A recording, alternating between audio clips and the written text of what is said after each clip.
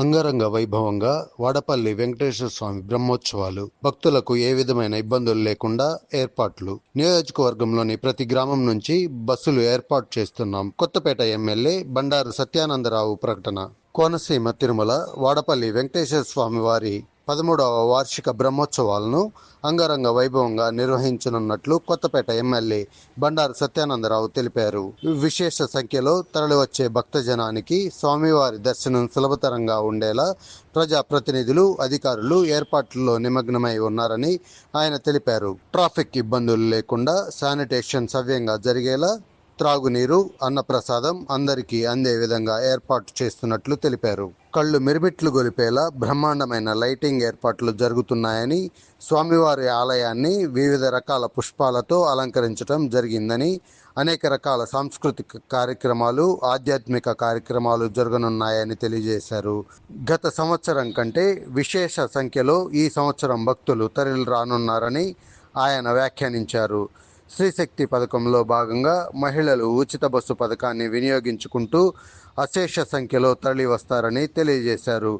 కొత్తపేట నియోజకవర్గంలోని ప్రతి గ్రామం నుంచి ఉచిత బస్సులు ఏర్పాటు చేశామని తెలియజేశారు. ప్రతిరోజు సాయంత్రం 5 గంటలకు గ్రామాల్లో బస్సులు బయలుదేరి వాడపల్లి తరలి వస్తాయని, తిరిగి రాత్రి 8 గంటలకు ఈ బస్సులు వాడపల్లి నుంచి బయలుదేరుతాయని తెలిపారు. ఈ అంశాన్ని ప్రతి ఒక్కరూ సద్వినియోగం చేసుకోవాలని పిలుపునిచ్చారు. గ్రామాల్లో ఏ విధంగా అయితే బ్రహ్మోత్సవాలు, వాహన సేవలు నిర్వహిస్తారో అదేవిధంగా వాడపల్లిలో సైతం వాహన సేవలు, బ్రహ్మోత్సవాలు నిర్వహించనున్నారని, అక్కడకు వెళ్లి దర్శించుకోలేని వారంతా ఈ అవకాశాన్ని సద్వినియోగం చేసుకోవాలన్నారు. కొత్తపేట నియోజకవర్గంలోని భక్తులు, ప్రజలు వాడపల్లి తరలివచ్చి స్వామివారిని దర్శించుకోవాలని కోరారు. ఎక్కడెక్కడి నుంచో తరలి వచ్చే భక్తులకు ఎటువంటి అసౌకర్యం కలగకుండా చూసుకోవాలని విజ్ఞప్తి చేశారు. వాడపల్లి శ్రీ వెంకటేశ్వర స్వామి వారి యొక్క 13వ వార్షిక బ్రహ్మోత్సవాలు 10వ తేదీ రేపటి నుంచి 18వ తేదీ వరకు కూడా వైభవేతంగా జరగనున్నాయి. దాన్ని రంగరంగ వైభవంగా ఎంతో గొప్పగా బ్రహ్మోత్సవాలు నిర్వహించడానికి అధికారులు, ప్రజాప్రతినిధులు అందరూ కూడా పాలుపంచుకుని ఆ ఏర్పాట్లలో నిమగ్నమై ఉన్నారు.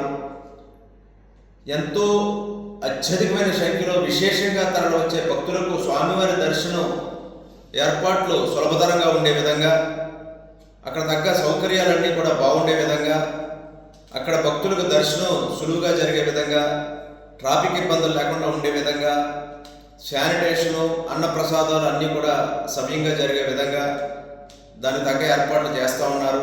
బ్రహ్మాండమైనటువంటి లైటింగ్ ఏర్పాట్లు చేయడం జరిగింది.